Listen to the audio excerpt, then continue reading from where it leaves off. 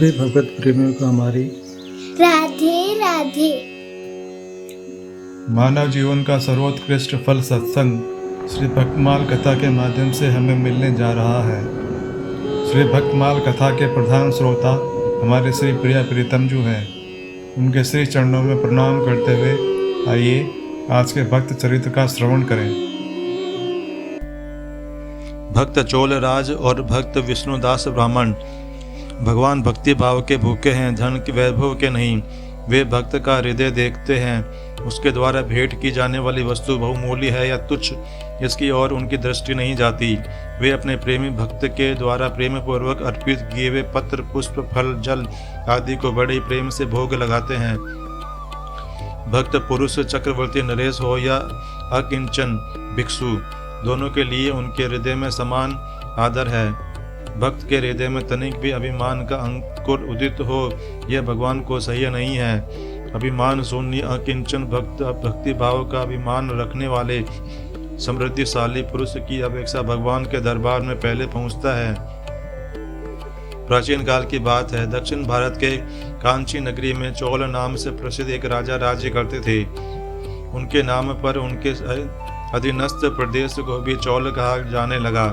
राजा बड़े धर्मात्मा थे। उनके राज्य में कोई भी मनुष्य दरिद्र, दुखी और पापाचारी नहीं था। एक दिन महाराजा चोल अनंत शयन नामक तीर्थ में गए। यह वही स्थान है जहाँ जगदीश्वर भगवान विष्णु ने योग निद्रा का आश्रय लेकर शयन किया था। वहाँ राजा ने भगवान विष्णु के शेष शाही दिव्य विग्रह की विधि पूर्वक पूजा की, दिव्य मणियों की जगमगाती हुई माला भेंट की, मोतियों के हार चढ़ाए और सुवर्ण में सुंदर पुष्पों से भगवान के श्री अंगों को सजाया। फिर साष्टांग प्रणाम करके वे वहीं कुछ काल तक बैठे रहे। इसी समय एक ब्राह्मण देवता वहां आए। वे भी कांची नगरी के ही निवासी थे। उनका नाम विष्णुदास था। उन्होंने भगवान की पूजा के लिए अपने हाथ में तुलसी दल और जल से ले रखा था। भगवान विग्रह के निकट जाकर ब्रह्मर्षि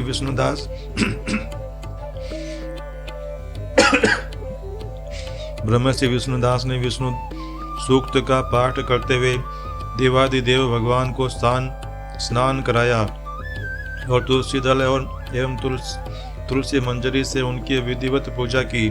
राजा चोल ने दिव्य रत्नों द्वारा जो भगवान की पूजा की थी वह सब तुलसी दलों से आच्छादित हो गई।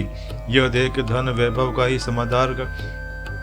समादर करने वाला राजा चोल कुपित होकर बोले, विष्णुदास, मैंने मणियों और सुवर्णों से भगवान का जो श्रृंगार किया था उसकी कितनी शोभा हो रही थी। तुमने तुलसी दल चढ़ाकर उसे ढक दिया। बताओ तो ऐसा क्यों किया? मैं समझता हूँ तुम दरिद्र और गंवार हो, इसलिए तुम्हारे द्वारा ऐसी भूल हुई है। तुम्हारे मन में भगवान विष्णु के प्रति भक्ति भाव का सर्वथा अभाव प्रतीत होता है।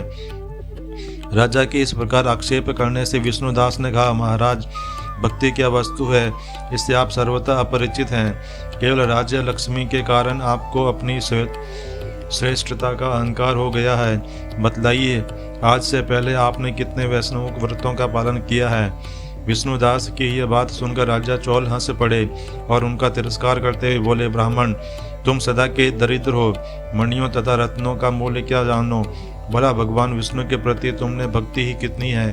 क्या तुमने भगवान विष्णु को संतुष्ट करने वाला कोई महान यज्ञ किया है? कभी बहुमूल्य वस्तुएं दान में दी हैं? आज तक एक भी भगवान का मंदिर बनवाया है? इतने पर भी तुम्हें यह गर्व है कि मैं भगवान का बड़ा भारी भक्त हूँ। अच्छा, मैं देखूंगा तुम में कितनी भक्ति है। आज यहाँ जितने ब्राह्मण उपस्थित हैं वे सब मेरी बात सुन लें। आप लोग देखें, भगवान विष्णु का दर्शन पहले मुझे होता है या इस विष्णुदास को? इसी से किसमें कितनी भक्ति ही इसका निर्णय हो जाएगा। यूँ कहकर राजा अपने भवन को चले गए। वहाँ उन्होंने महर्षि मुद्गल को आचार्य बनाकर महान वैष्णव यज्ञ प्रारंभ किया। उधर विष्णुदास भगवान विष्णु को संतुष्ट करने वाले व्रत एवं नियमों का पालन करते हुए वहीं भगवान के मंदिर के समीप टिक गए। वे माघ एवं कार्तिक के व्रतों का पालन करते, तुलसी के बगीचे लगाते, सींचते और उनकी रक्षा करते थे। एकादशी को द्वादशाक्षर मंत्र का जप एवं नृत्य, गीत आदि मंगलमय आयोजनों के साथ षोडशोपचार से भगवान की पूजा करते, चलते फिरते सोते भगवान का ही चिंतन करते। उनकी दृष्टि सर्वत्र सम हो गई थी। वे सब प्राणियों के भीतर एकमात्र भगवान विष्णु को ही स्थित देखते थे। इस प्रकार राजा चोल और विष्णुदास दोनों भगवान की आराधना में संलग्न थे। एक दिन विष्णुदास ने नित्य कर्म करने के पश्चात भोजन तैयार किया, किंतु जब वे भगवान को भोग अर्पण करने के लिए गए, उस समय किसी अलक्षित व्यक्ति ने आकर उसको चुरा लिया। विष्णुदास ने लौटकर देखा भोजन नहीं है, परंतु उन्होंने दोबारा भोजन नहीं बनाया, क्योंकि ऐसा करने में सायंकाल की पूजा के लिए उन्हें अवकाश नहीं मिलता था। उन्होंने जो नियम ले रखा था उसमें किसी भी कारण से किंचित भी त्रुटि हो यह उन्हें स्वीकार नहीं था। दूसरे दिन पुनः उसी समय पर वे भोजन बनाकर ज्यों ही भगवान को अर्पण करने लगे, त्यों ही किसी अदृश्य व्यक्ति ने सारा भोजन हड़प लिया। इस प्रकार लगातार 7 दिनों तक वे भूखे रह गए। इससे उनके मन में बड़ा विस्मय हुआ। वे सोचने लगे, कौन प्रतिदिन आकर मेरी रसोई उठा ले जाता है? यदि दोबारा रसोई बनाकर भोजन करता हूँ तो सायंकाल की उपासना में त्रुटि आती है। यदि रसोई बनाकर तुरंत ही भोजन कर लेने की बात सोचूं तो यह भी मुझसे न होगा, क्योंकि भगवान विष्णु को जब कुछ अर्पण किए बिना कोई भी वैष्णव भोजन नहीं करता। आज 7 दिन हो गए, मुझे अन्न नहीं मिला। इस प्रकार मैं व्रत पालन में कब तक स्थिर रह सकता हूँ? अच्छा, आज रसोई की रक्षा पर भली भांति दृष्टि रखूंगा। ऐसा निश्चय करके वे भोजन बनाने के पश्चात एकांत स्थान में छिपकर खड़े हो गए। इतने में ही उन्हें एक चांडाल दिखाई दिया, जो रसोई का अन्न उठा ले जाने के लिए तैयार खड़ा था। उसका शरीर अत्यंत दुर्बल था, मुख पर दीनता छा रही थी, देह में हाड़ और चाम के सिवा और कुछ नहीं था। उसके दयनीय दशा देख सब में भगवान का दर्शन करने वाले विष्णुदास का हृदय दया से भर आया। उन्होंने चांडाल की ओर देखकर कहा, भैया जरा ठहरो तो, क्यों रूखा सूखा खाते हो? यह घी तो ले लो। विष्णुदास की आवाज़ सुनते ही चांडाल भयभीत होकर बड़े वेग से भागा और थोड़ी ही दूर जाते जाते मूर्छित होकर गिर पड़ा। विष्णुदास हाथ में घी की कटोरी लिए दौड़ते हुए उनके पास गए और उसे मूर्छित देख करुणावश अपने वस्त्र के छोर से हवा करने लगे। इतने में वह उठकर खड़ा हो गया। विष्णुदास ने देखा वह चांडाल नहीं, साक्षात भगवान नारायण सामने खड़े हैं। सब और दिव्य प्रकाश छा रहा है। 4 हाथों में शंख, चक्र, गदा और पद्म शोभा पा रहे हैं। मुख पर मंद मंद मुस्कान सुशोभित है और नेत्रों से स्नेह एवं वात्सल्य की वर्षा हो रही है। अपने प्रभु को प्रत्यक्ष देखकर विष्णुदास हर्ष, रोमांच और अश्रुपात आदि सात्विक भावों के वशीभूत हो गए। स्तुति और नमस्कार करने में भी समर्थ न हो सके। भगवान ने अपनी भुजाएं फैलाकर विष्णुदास को छाती से लगा लिया और उन्हें अपने ही जैसा रूप देकर वे वैकुंठ धाम को ले चले।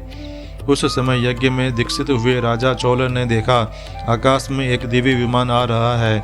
उस पर विष्णुदास भगवान के साथ बैठकर विष्णु धाम में जा रहे हैं। यह देखकर राजा ने महर्षि मुद्गल को बुलाया और इस प्रकार कहा, जिसके साथ होड़ करके मैंने यह महायज्ञ प्रारंभ किया था, वह ब्राह्मण मुझसे पहले ही वैकुंठ धाम को जा रहा है। मैंने होम, यज्ञ, दान आदि के द्वारा महान धर्म का अनुष्ठान किया, तथापि अभी तक भगवान मुझ पर प्रसन्न नहीं हुए। विष्णुदास को केवल भक्ति के ही कारण भगवान ने मुझसे पहले ही अपना लिया। जान पड़ता है भगवान श्री हरि केवल दान और यज्ञों से प्रसन्न नहीं होते, उनकी प्राप्ति में विशुद्ध भक्ति ही प्रधान कारण है। यूँ कहकर राजा ने अपने भांजे को राज सिंहासन पर अभिषिक्त कर दिया और स्वयं यज्ञशाला में जाकर यज्ञ कुंड के सामने खड़े हो गए। फिर भगवान विष्णु को संबोधित करके 3 बार उच्च स्वर से निम्नांकित वचन बोले, भगवान विष्णु, आप मुझे मन, वाणी, शरीर और क्रिया द्वारा होने वाली अविचल भक्ति प्रदान कीजिए।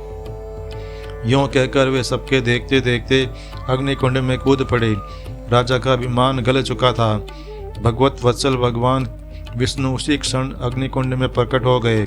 उन्होंने राजा को छाती से लगाकर एक श्रेष्ठ विमान पर बैठाया और उन्हें साथ ले वैकुंठ धाम को प्रस्थान किया।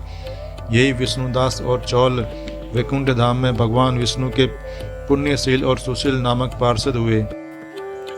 आज के हमारे भक्त चरित्र का वर्णन इतना ही। कल हम एक नए भक्त चरित्र के साथ श्री प्रिया प्रीतम जी के समक्ष प्रस्तुत होंगे। आपको हमारी राधे राधे।